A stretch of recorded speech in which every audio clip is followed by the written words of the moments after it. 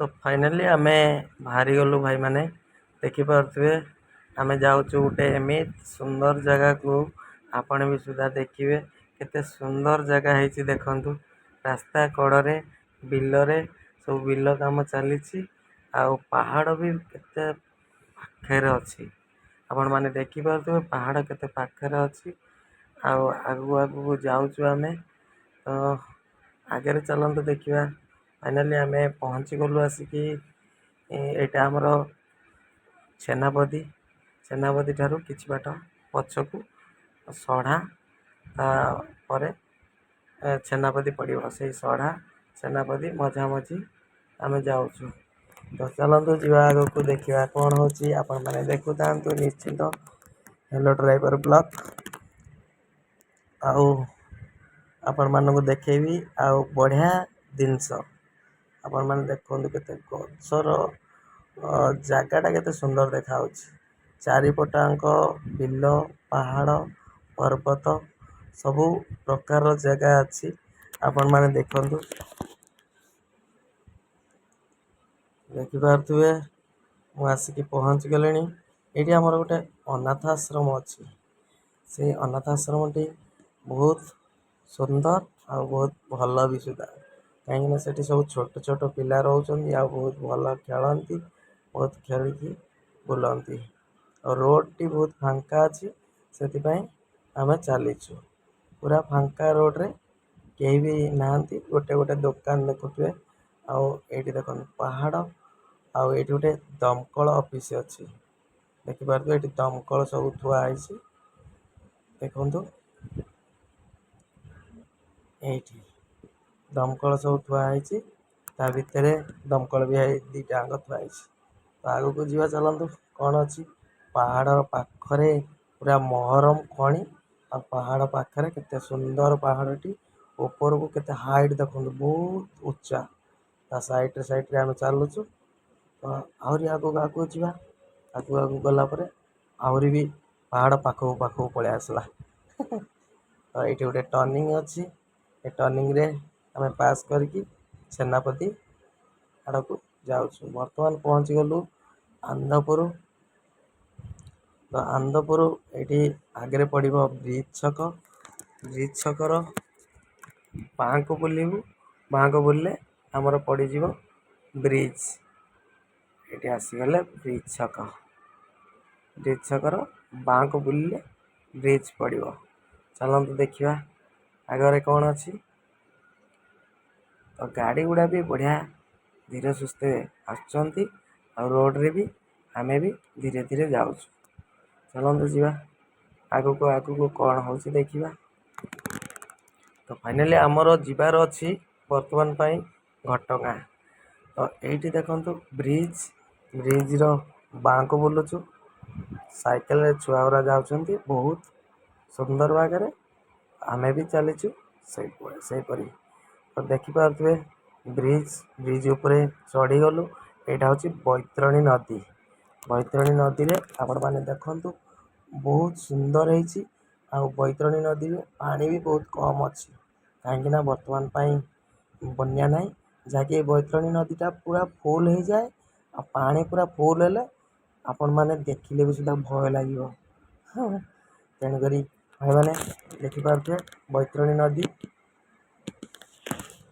तो आगू को जा ये आसीगला आमर यहाँ हूँ शालपड़ा छक जहाँ घसपुरा को जावाई रास्ता शालपड़ा छक बाँ को गले पड़ो पानी कोइली डाहाण को गले जी आपण केन्दुझर से बाटर पड़ो घटगाँ ढिंकीकोट आउ केन्दुझर ये गोटे टांकी अच्छी आपण मैंने चाहिए भी तेल पकई पारे देखिपे गाड़ी गुड़ा सब रोड साइड रे थुआई तो ये गोटे ओभर ब्रिज अच्छी से ओभर ब्रिज भितर आम गलिकी गलिकी जाकि आम डाहाण को जीवु देखिपे डाहाण को गले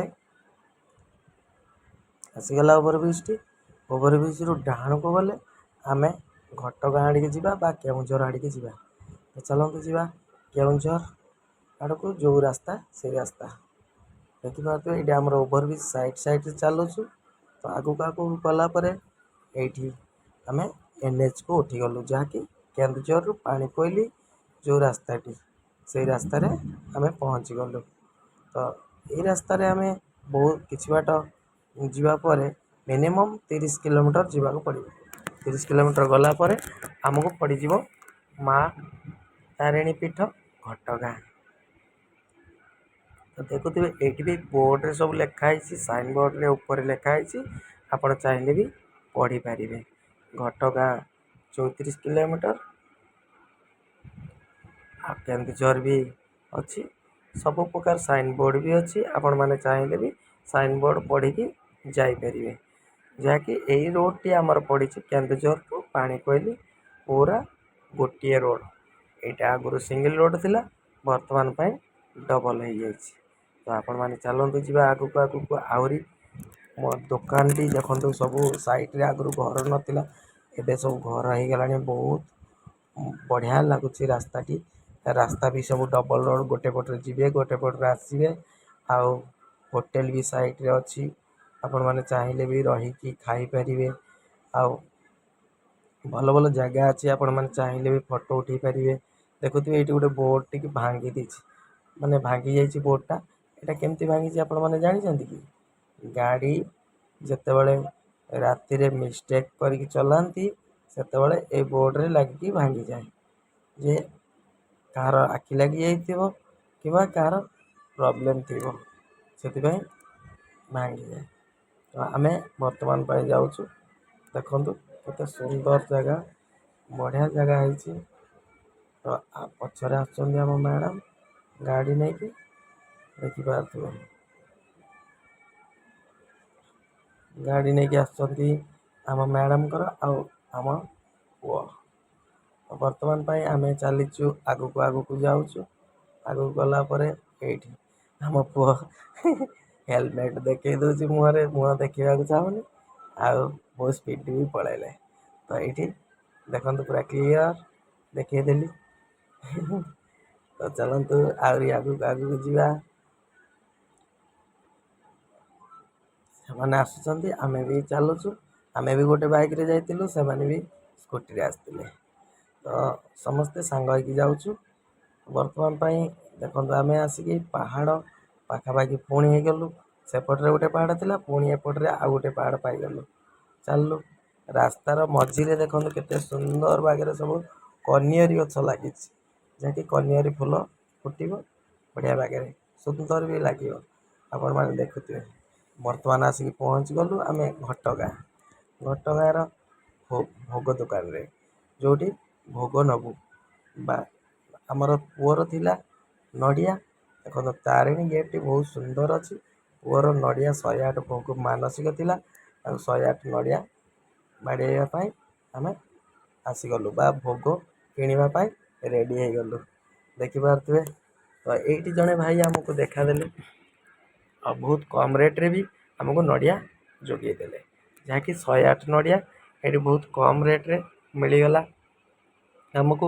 ସବୁଆଡ଼େ ବୁଝିଲୁ, ଟିକେ ଅଧିକା ରେଟ୍ ସମସ୍ତେ କହିଲେ, ଏଇଠି ଭାଇ କମ୍ ରେଟ୍ରେ ବୁଝିଦେଲେ। ଏଇ ଯେଉଁ ଭାଇ ଆମକୁ ଟାଟା କଲେ, ସେଇ ଭାଇ ଆମକୁ କମ୍ ରେଟ୍ରେ ଜିନିଷ ବୁଝିଦେଲେ। ତାଙ୍କ ଦୋକାନରୁ ବି ଆମେ ଭୋଗ ନେଲୁ ଆସିକି।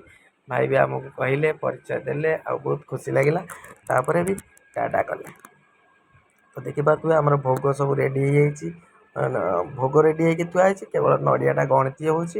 108 ନଡ଼ିଆ ଦିଆଯିବ। ଦେଖନ୍ତୁ ରାସ୍ତାର ପରିସ୍ଥିତି ବହୁତ ଫାଙ୍କା, ରାସ୍ତା ବହୁତ ଫାଙ୍କା, କେବଳ ବସ୍ ଯାଉଛି ଆଉ ଛୋଟ ଛୋଟ ଗାଡ଼ିମାନେ ଯାଉଛନ୍ତି। ଦେଖିପାରୁଥିବେ ଆମେ ସବୁ ପୁରା ରେଡ଼ି ହେଇଯାଇଛୁ। ତ ଗେଟ୍ ଭିତରକୁ ପଶିଲୁ। ପଶିଲା ପରେ ଏଣ୍ଟ୍ରି କରିବୁ। ଏଣ୍ଟ୍ରି କରିକି ଆମର ଯେଉଁ ନଡ଼ିଆ, ସେ ଆମର ନନା ନେଇଯାଇଛନ୍ତି ଭିତରକୁ, ଆଗୁଆ ନେଇଯାଇଛନ୍ତି। ତାପରେ ଆମେ ତାଙ୍କ ପଛେ ପଛେ ଚାଲୁଛୁ। ତ ବର୍ତ୍ତମାନ ପାଇଁ ଆମେ ଆସିକି ପୁରା ତାରିଣୀ ମନ୍ଦିର ଭିତରେ ପହଞ୍ଚିଗଲୁଣି। କେତେ ସୁନ୍ଦର ହେଇଛି ଭିତରଟା, ଆପଣମାନେ ନିଶ୍ଚିନ୍ତ ଦେଖିକି ଜାଣିପାରୁଥିବେ। ତାରିଣୀ ଗେଟ୍ ଘର ଯେଉଁଟା ପାନ୍ଥ ନିବାସ ଅଛି, ସେଠି ବି ରହିପାରିବେ ଲୋକମାନେ। ଆଉ ଦୋକାନ ବି ଅଛି ତା ଭିତରେ। ଦେଖନ୍ତୁ ଗୋଟେ ବଡ଼ ଗେଟ୍ଟା, ପୁରା ବହୁତ ବଢ଼ିଆ ଲାଗୁଛି। ମାଆଙ୍କର, ମା ତାରିଣୀ ପୀଠଙ୍କର ଗେଟ୍। ଆଉ ତାପରେ ଆସିଗଲୁ ଆମେ ବର୍ତ୍ତମାନ ପାଇଁ, ଆସିଗଲୁ ଆମେ ଦେବା ପାଇଁ ଯେଉଁ ଦୁଃଖୀ ରଙ୍କୀ ମାନେ ଅଛନ୍ତି ତାଙ୍କୁ କିଛି ଦାନ ଧର୍ମ କରୁଛୁ। ଆମ ପୁଅ ପ୍ରଥମେ ଦାନ କଲା, ତାପରେ ଆମ ମ୍ୟାଡ଼ାମ୍ ଦାନ କଲେ, ତାପରେ ଦେଖୁଥିବେ ଆମ ପୁଅ ଦାନ ସାଥିରେ ମାନେ ପୁଣି ତାଙ୍କ ଇଚ୍ଛା ମୁତାବକ ଯାହା ସେ ମାଗିଲେ ତାଙ୍କୁ ଦେଇଦେଲେ। ନଡ଼ିଆ ସମସ୍ତଙ୍କୁ ଗୋଟେ ଗୋଟେ, ଆଉ ପଇସା କିଛି। ଯାହା ହଉ ଭଗବାନ ଦେଖୁଛନ୍ତି। ଦେଖୁଥିବେ ଆମ ମ୍ୟାଡ଼ାମ୍ ଆସିକି ସମସ୍ତଙ୍କୁ କିଛି କିଛି ଦୁଃଖୀ ରଙ୍କୀଙ୍କୁ ଦାନ କରୁଛନ୍ତି। ଆଉ ଯାହା ବି ହଉ ତାପରେ ମୋ ପାଳି ଅଛି। ଆଉ ଶେଷରେ ମୁଁ ବି ଯିବି କିଛି କିଛି ଦାନ ଧର୍ମ କରିବି।